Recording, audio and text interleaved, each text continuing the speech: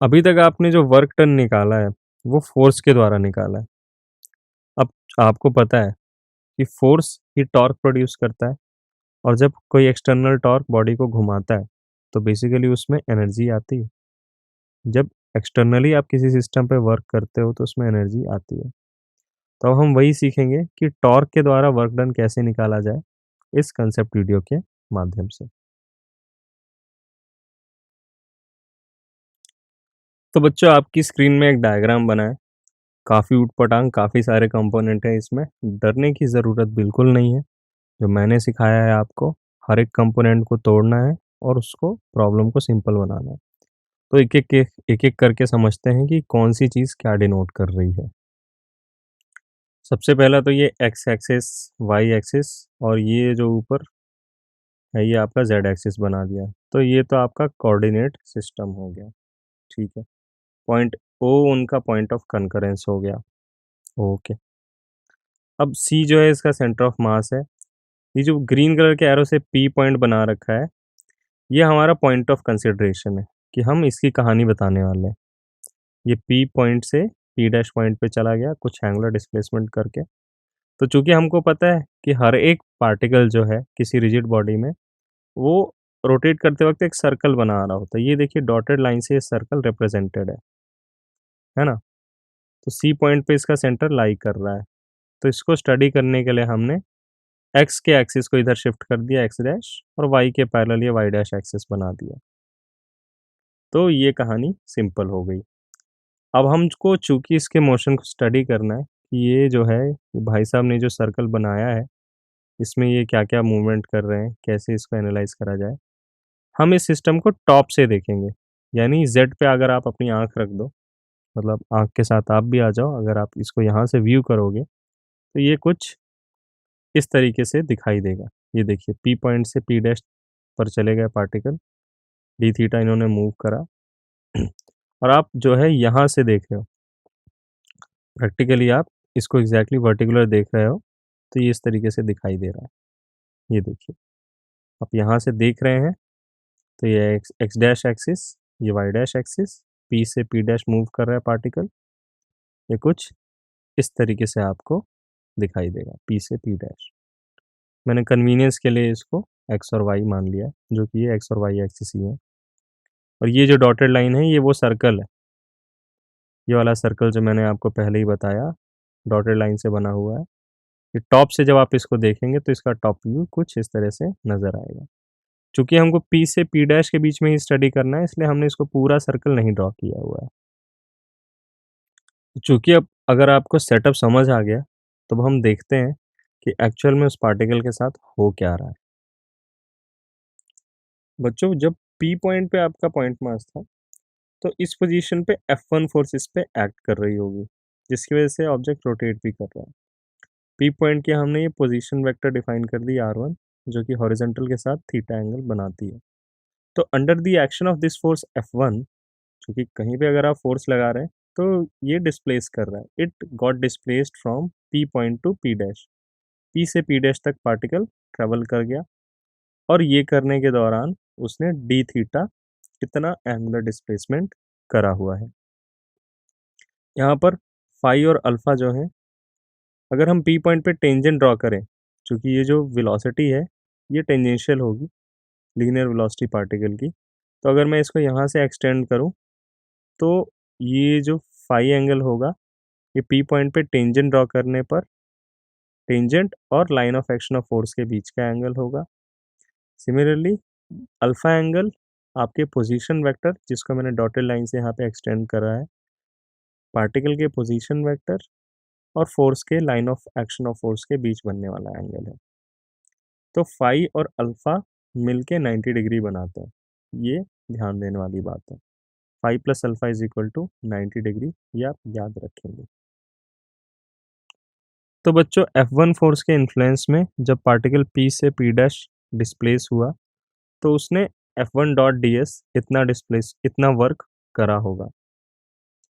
अगर हम मैग्नीट्यूड की बात करें, तो हम इसे F1 ds cos फाई लिख सकते हैं। फाई यहाँ पे डिस्प्लेसमेंट और फोर्स के बीच का एंगल है। अब ds ये जो आर्क लेंथ है इसे हम r1 d थीटा भी लिख सकते हैं। और फाई, जैसा कि मैंने बताया आपको, फाई और अल्फा के बीच में एक रिलेशनशिप है कॉम्प्लीमेंट्री एंगल का। तो मैं कॉस फाई को कॉस 90 डिग्री माइनस अल्फा भी लिख सकता हूँ। अब देखिए अगले स्टेप में कुछ रोचक बातें नजर आएंगी। कॉस 90 डिग्री माइनस अल्फा ये साइन अल्फा के बराबर होगा। 10th क्लास की ट्रिग्नोमेट्री में हमने पढ़ा है। अब मैं क्या करूँगा, मैंने F1 R1 साइन अल्फा इस टर्म को सेपरेट कर दिया डी थीटा से। तो बच्चों अगर आप याद करें, टॉर्क का जब हमने इनिशियल स्टडी करा था तो R क्रॉस F करके हमने मैग्नीट्यूड उसका RF साइन थीटा निकाला था, जहाँ पे थीटा पोजीशन वेक्टर और फोर्स के बीच बनने वाला एंगल था।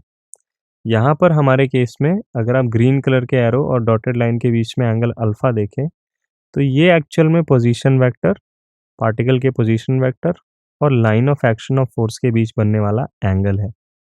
तो F1 R1 sine alpha actual में P पॉइंट पे इस पोजीशन पे पार्टिकल के ऊपर लगने वाले टॉर्क के मैग्नीट्यूड के बराबर होगा, और डी थीटा उस टॉर्क के कारण जो एंगुलर डिस्प्लेसमेंट हुआ है उसके बराबर होगा।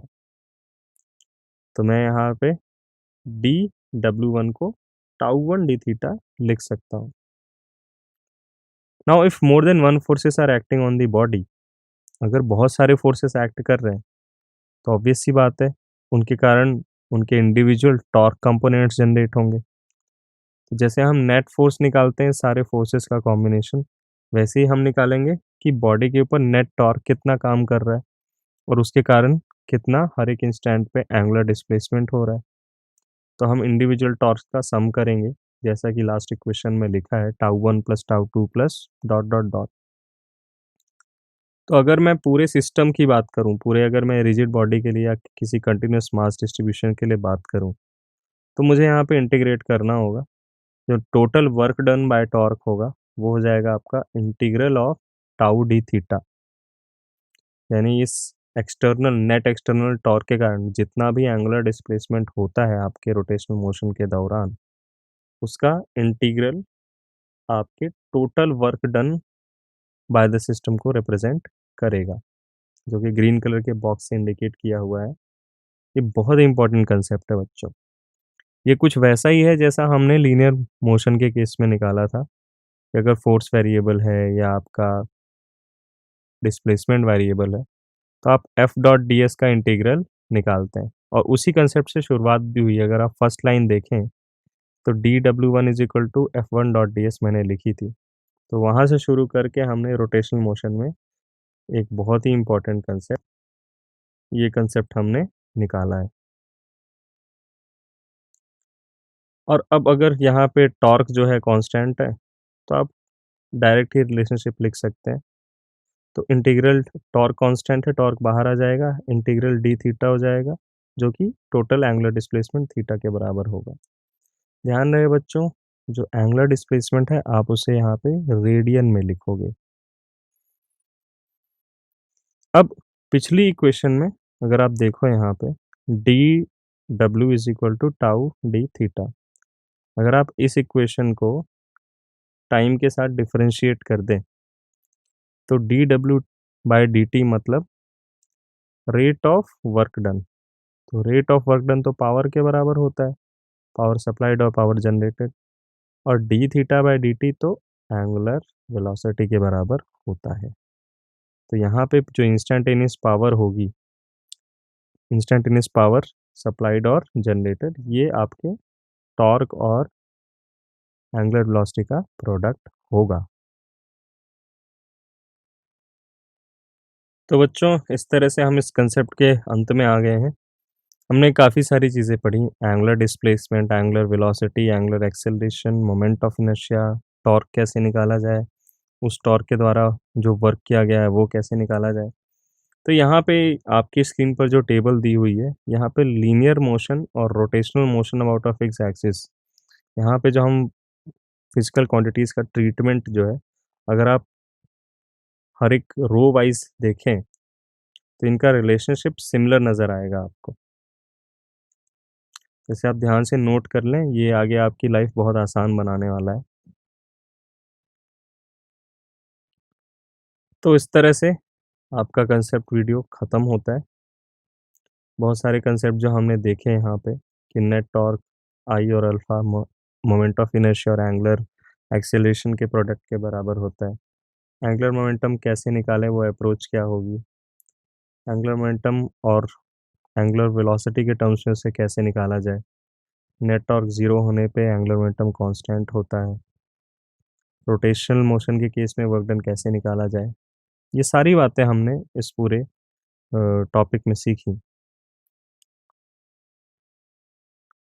तो बच्चों, अब आप वर्कबुक के और एनसीईआरटी के ये क्वेश्चंस अटेम्प्ट कर सकते हैं।